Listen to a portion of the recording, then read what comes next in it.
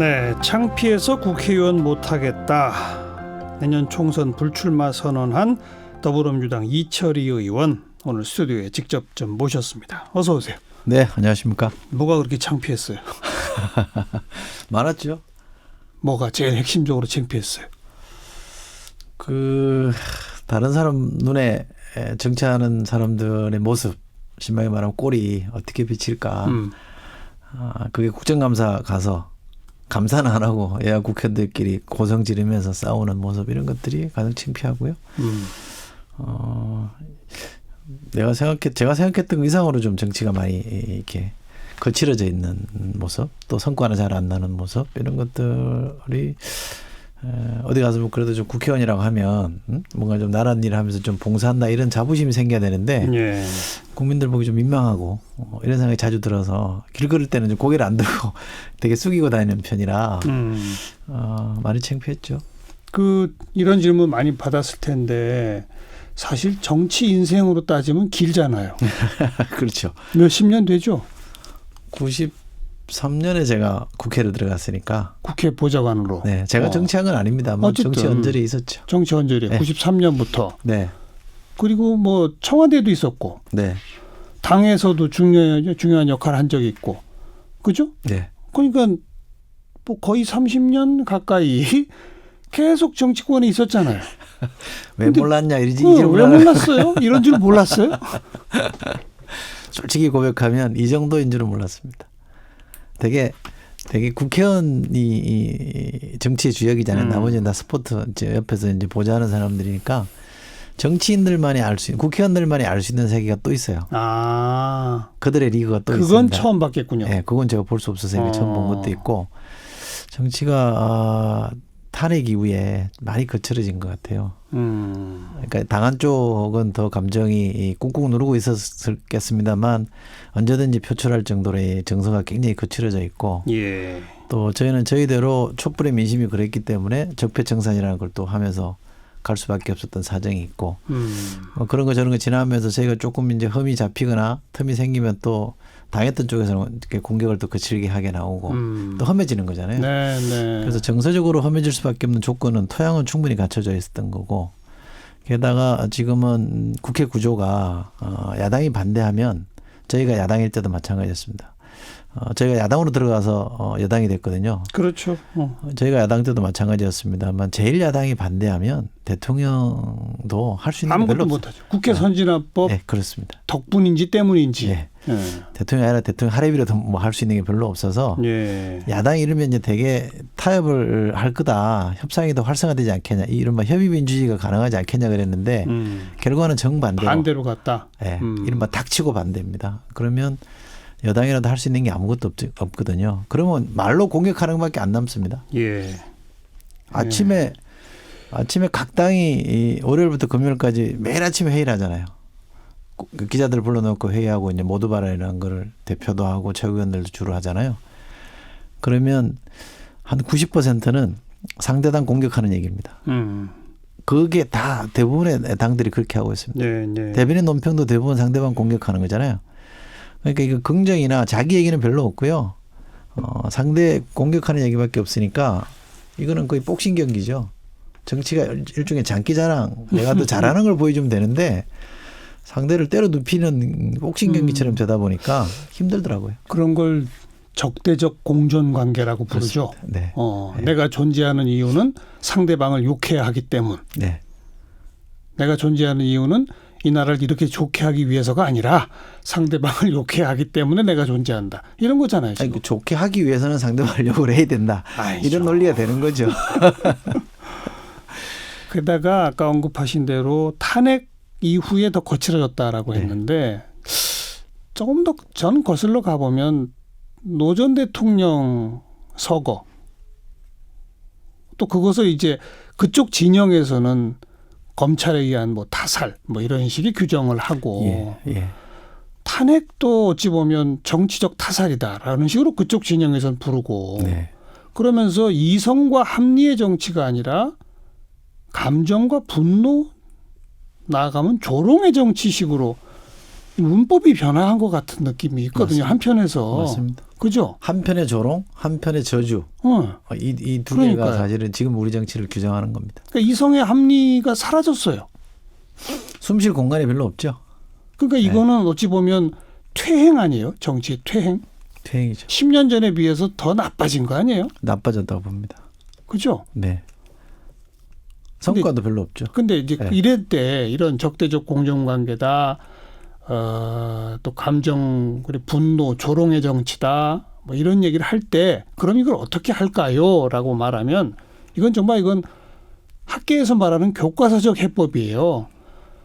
권력을 가진 쪽이 먼저 변해야 한다라고 항상 말합니다. 야당도 물론 권력이 있으나 집권당이 더 권력이 있어요. 집권당과 대통령이 먼저 변해야 한다라고 보통 교과서적으로 주문하거든요. 네. 근데 별로 안 변한 것 같거든요. 말씀하신 것처럼 여당도 90%가 야당 욕하는 걸로 하루를 시작하는, 대통령도 가만히 듣고 보면 야당 탓하는 것으로 끝나는, 이거 안 변한 것 같거든요. 그거 그렇게 볼 수 있을 겁니다. 그런데 제가 좀 항변을 하자면 대통령께서 이러저런 노력을 많이 하죠.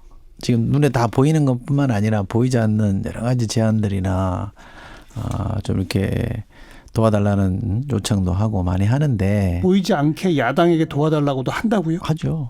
많이 하죠. 이렇게 저렇게 많이 합니다. 저희가 이렇게 뭘 하다가 물밑에서 많이 해보다가 잘 안 되면 이제 이게 싸움으로 확 터지는 경우들이 있긴 합니다만 저희라고 해서 집권 여당의 책임이 더 크다는 걸 왜 모르겠습니까? 이렇게 저렇게 해보려고 많이 하는데 이렇게 우리는 해보려고 하는데 그럼 야당만 탓하는 거냐 이렇게 또 나무라실 수 있겠습니다. 뭐 그런 뜻은 아니고요. 저희가 해보려고 하는데 성과가 안 났으니 결국 저희가 덜 뭔가 부족한 거는 분명한 거니까 저희가 비중으로 따져도 훨씬 더 많이 반성하고 성찰해야 되는 건 맞습니다. 네, 그런데 이게 굳이 항변을 하자면 손바닥도 마주쳐야 소리가 나는 거 아닙니까? 정치라는 게 상대가 있는 게임인데 한쪽만 달라져서 과연 얼마나 달라질까에 대해서 저는 회의적입니다. 그래서 한국 정치는 제도와 구조를 바꾸는 쪽으로 지금 개혁의 물꼬를 터야 된다. 총선 때마다 40% 50% 물갈이는 막 왕창왕창 하잖아요. 그런데 정치는 자꾸 더 나빠진다고 하니 똑같죠. 물갈이만 가지고는 답이 안 되죠. 나온다는 거죠. 그러면 이른바 판갈이를 해야 되는 거죠. 판은 어떻게 바꾸냐. 제도와 구조니까 이 법을 바꿔서 정치가 작동하는 시스템을 다르게 구축하는 게 답이거든요. 네.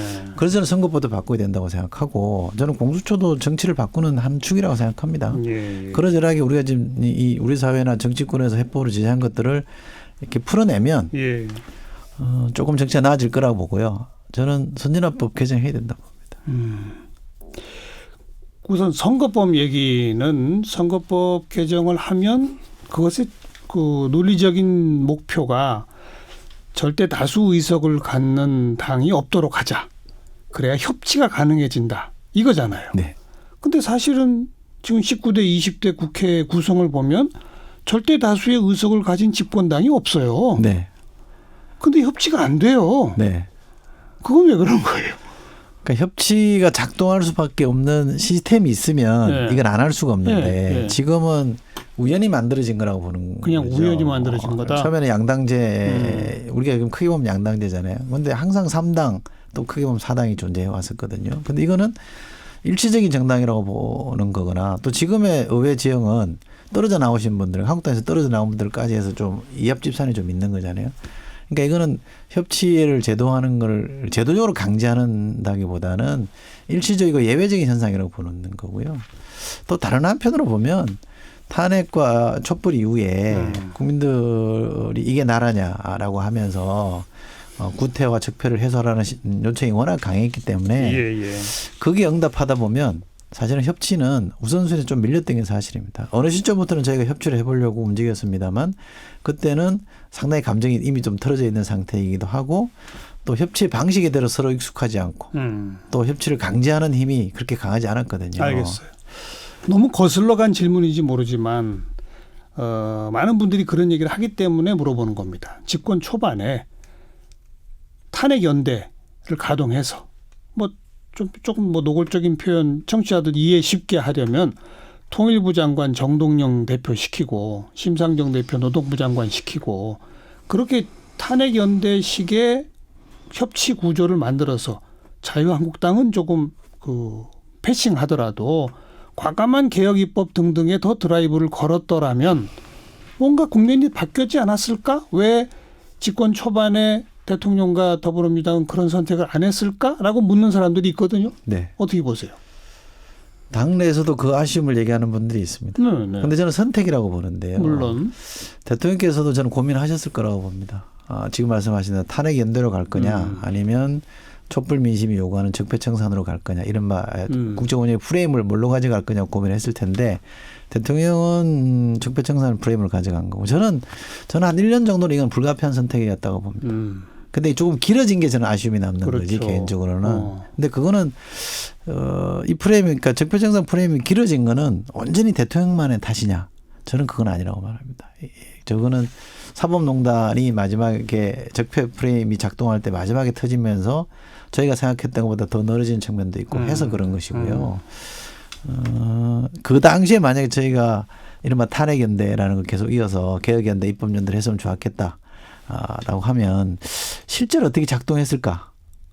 저도 상당히 퀘스천 마크죠. 그렇죠. 저도 상당히 그 전략이 그 프레임이 설득력이 있을 수도 있겠다고 생각했습니다만 실제로 실행했을 때 과연 게 가능했을까? 가동됐을까? 워낙 이견들이 지금 있는 걸 보면 그러니까 이게 이견 수습하다가 결국 아무것도 못하고 적폐청산도 못하고 입법도 안 되고 중간에 우왕좌왕하는 결과를 낳을 수도 있다. 아니 사실은 선거법하고 검찰개혁 관련 법 패스트트랙에 올린 게 탄핵연대의 복원이잖아요. 뭐 일부 거의 일부 그걸 시도해본 거 아닙니까? 근데 그게 그 두 건에 한해서만 어떻게 우여곡절 끝에 만들다 보니 이게 좀 뭔가 매끄럽지 못했는데 초반부터 그런 걸 좀 제대로 좀 시스템화했더라면 이런 아쉬움인 거죠. 있죠. 당연히 있습니다. 그건 저도 충분히 그럴 수 있는데. 근데 이번에 패스트트랙 올린 거는 양당을 제외한 나머지 정당이 원했던 선거법, 선거제도 개혁과 저희가 원했던 공수처나 검찰개혁 법안 두 개가 연동된 거잖아요. 연계된 거잖아요. 그렇죠. 근데 만약에 대통령 취임하자마자 선거제도 바꾸자라고 갔으면 촛불 민심하고 딱 맞는 건 아니었을 거예요. 그런 난점도 좀 일부 있습니다.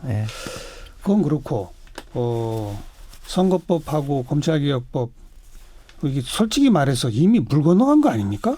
국회에서 과반수 의석 투표 받아서 통과시킬 수 있어요? 있습니다. 가능해요? 네. 지금 말씀하신 그와 정반대로 저는 그건 어렵지 않다고 봅니다. 그래요? 네. 의원 정수 10% 확대 이런 것과 포함해서 원정수 확대는 어렵습니다. 어렵죠. 네, 현실적으로. 그리고 안 하고서 저 안 하고도 얼마든지 저는 가능하다고 보는데. 다른 야당들이 동의한다고요? 예, 제가 협상해본 바는 대한신당 등에서도? 예, 가능한데 문제는 한국당입니다. 한국당은 지금 일체 협상을 다 안 된다는 거죠. 그렇죠. 예. 그러면 한국당을 빼 나머지 정당이 국회 보내서 표결 처리할 거냐? 근데 또 일부 주장하는 것처럼 게임의 룰인데 그걸 어떻게 표결 처리하냐? 합의 처리해야지. 이 주장도 있거든요. 이 선택의 고민이 남아있을 뿐이지. 아니 표결로 가도 저는 안 될 것 같은데요. 됩니다. 대한신당 쪽에서 지역구가 그렇게 줄어드는데 동의한다고요? 그거는 뭐 얼마든지 협상 과정에서 가능합니다. 아 그래요? 네. 지역구 그럼 제가 역으로 물어보고 싶은 게 게임의 룰인데 누가 봐도 게임의 룰인데 이거를 표결 처리하는 게 맞을까요? 뭐 설사 하면 좋다고 칩시다. 왜냐하면 저희는 민주당한테 득이 되는 게 아니라 손해 나는 거니까. 아니 표결 처리 안 하려면 자유한국당도 동의할 안을 만들어야 되잖아요. 그러면 개혁이 안 되죠. 그건 불가능하잖아요. 네. 그렇죠. 그러니까 그 선택만 남아 있다고 저는 생각합니다. 근데 표결 처리로 가면 가능하다? 네. 그건 잘 모르겠는데요. 왜 그렇게 낙관하시는지. 낙관이 아니라 내부에서 이렇게 들여다보면 그걸 가지고 과반을 만드는 건 그렇게 어렵지 않은데 제가 자꾸 말씀드립니다. 결정적인 고민은 이걸 151석이 만들어졌다고 해서 밀어붙일 거냐 아니면 게임의 룰인데 특정 정당이 결사적으로 안 된다고 하니 이번에 참을 거냐 그리고 총선에 물어볼 거냐 도대체 누가 잘못한 거 누구의 안이 맞습니까 이렇게 할 거냐 이런 고민을 저희가 하고 있는 건 사실입니다만 151명을 만드는 거 과반을 만드는 거는 크게 어렵지 않습니다. 네, 전 그거 안 될 것 같고. 그래도 제가 안에 있는 사람인데 제 말을 해주셔야죠. 그게 안 될 것 같으니까 결국은 총선에 묻자라는 식의 아니요. 결론을 내려놓고 자유한국당 탓하려고 지금 그러시는 거예요? 아니요, 전혀 그렇지 않습니다. 이게 만약에 강행을 했을 때 되면 저희는 자신 있는 게 뭐냐면 우리 당도 손해다. 이게 당으로 네. 보면 우리 당이 제일 크게 손해 보는 네, 거거든요. 네. 근데 우리 당도 손해지만 개혁을 위해서 이거 한다. 이런 명분으로 설득을 해볼 텐데 그러나 다른 한편으로 에이 그래도 게임의 룰인데 마음대로 하면 안 되지. 이러면 어떡합니까? 불출마 선언하고 나서 뭐 이런저런 인터뷰에서 민주당 내의 문제점 앞으로 좀 더 얘기하겠다. 뭐 386 세대 문제점도 잠깐 언급한 적이 있고 뭐 등등 얘기를 좀 몇 번 들었어요. 인터뷰에서. 지금 다시 한번 본인이 몸담고 있는 민주당의 가장 큰 문제가 뭐예요? 제가 민주당의 쇄신을 얘기하니까 민주당이 마치 이상한 정당이거나 철진한 정당인 것처럼 오인하는데 저는 뭐 다 다른 정당 다 뭉뚱그려 말할 수는 없습니다만 큰 정당 두 개를 놓고 말하면 저는 민주당이 훨씬 좋은 정당이고 나은 정당이라고 확실합니다. 실제로 그렇게 저는 하고 있다고요. 이번에 총선 기획단을 구성한 것만 봐도 네. 어느 정당이 더 시대 흐름을 알고 있는지는 분명히 드러난다고 네. 생각합니다. 그러나 저희가 집권당이기 때문에 또는 진보가 다수파 영어로 말씀 죄송합니다. 메저리티를 만들려면 예. 지금보다도 더 포용성이 넓어져야 되고 역동성이 커져야 되고 또 강한 정당으로 바뀌어야 된다. 그러려면 일신 우일신이라는 말도 있듯이 지금은 조금 묵은 거 털어내고 잘못된 거 정리하고 새롭게 해서 면모를 일신해서 가야 우리가 총선에서도 이기고 네, 알겠어요. 더 강해진다는 말씀이지. 예, 예. 듣다 보면 알겠어요. 듣다 보면 민주당이 큰 문제 있는 것처럼 아니, 자꾸 아니. 얘기하니까. 그 자유한국당보다 훨 낫다. 그 전제 위에서. 예. 네. 그래서 뭘 고쳐야 합니까? 저희 당이요. 저희 당이 활력이 좀 더 있으면 좋겠습니다. 그러려면 어떻게 해야 돼요? 구체적 방법이. 그러니까 제가 원팀이라는 걸 많이 강조하잖아요. 그러니까 열린우리당 시절에 내부 갈등, 분열 때문에 워낙 트라우마가 강해서 원팀 정신을 강조하는 건 좀 맞다고 생각합니다. 근데 조금 말장난을 하자면 이 원팀도 창조적 원팀, 네. 역동적 원팀이 돼야 되는 거거든요. 그러면 내부 여론이 더 많이 활성화돼야 됩니다. 그렇잖아요. 그래서 저는 당내의 논의 구조를 좀 열자. 그러니까 중진은 중진대로 말할 수 있는 길도 많이 열어주고 초선들도 이른바 소장파로 거침없이 당의 문제는 예. 건강하게 문제 제기할 수 있는 논의 구조를 열어주는 게 가장 시급한 것 같고요. 그것이 열리면서 총선에서 20, 30대 대거 진입하는 구조, 물갈이도 가고 아까 말씀드린 대로 패스트트랙에서 선거법도 바꾸고 제도도 바꾸고 하면 우리 정치가 한 단계 업그레이드 되고 지금처럼 죽기 살기로 싸우는 정치는 안 할 거라고 생각합니다. 그건 물론 이제 자유한국당도 함께 손뼉 마주쳐 줘야 되죠. 그거야. 네. 근데 먼저 민주당부터 그런 식으로 활력을 좀 불러일으키자. 네. 이해찬 대표 책임론을 잠깐 언급하다가 갑자기 쏙 좀 조용해졌어요. 책임론이라는 게 대표로서의 쇄신 리더십을 발휘해 달라는 주문을 한 건데 주문. 마치 대표가 책임이 있으니까 사퇴하라 이런 요구로 오해받는 점도 있어서 저는 사퇴는 아니거든요. 그리고 지금 쇄신 요구에 응답하고 있다고 보세요. 일단. 예.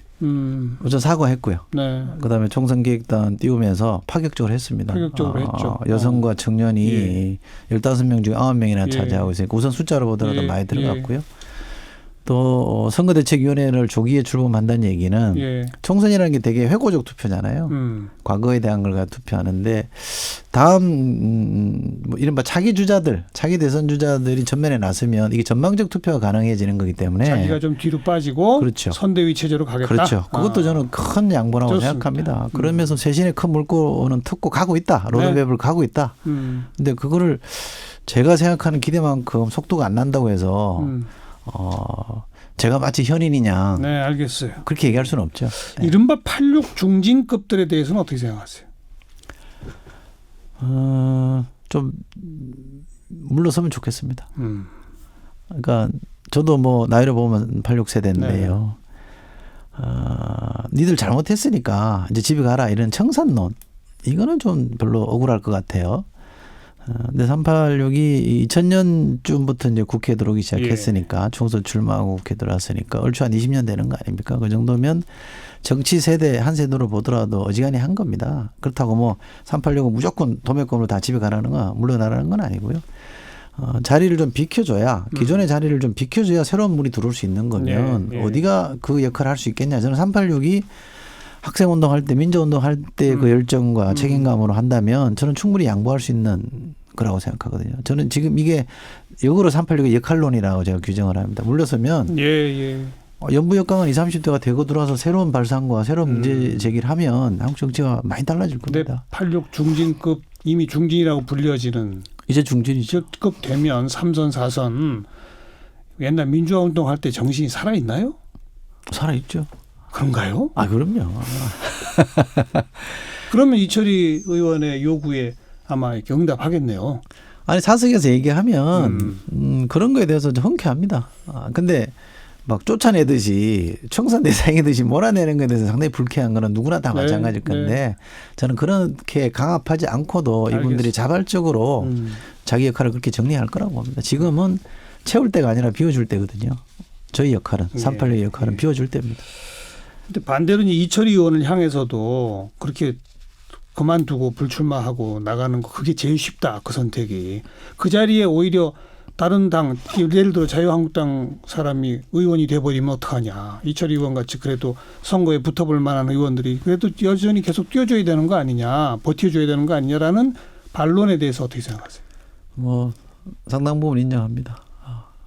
저도 평론가로서 누군가가 그런 선택을 했을 때 평가하라 그러면 그렇게 얘기했을 겁니다. 더 버티셔야지 무슨 소리냐 이렇게 얘기했을 텐데 그 모든 것의 전제는 그 사람이 그걸 감당할 수 있느냐. 네. 감당할 마음의 준비가 돼 있느냐 이건데 도저히 안 되겠어요?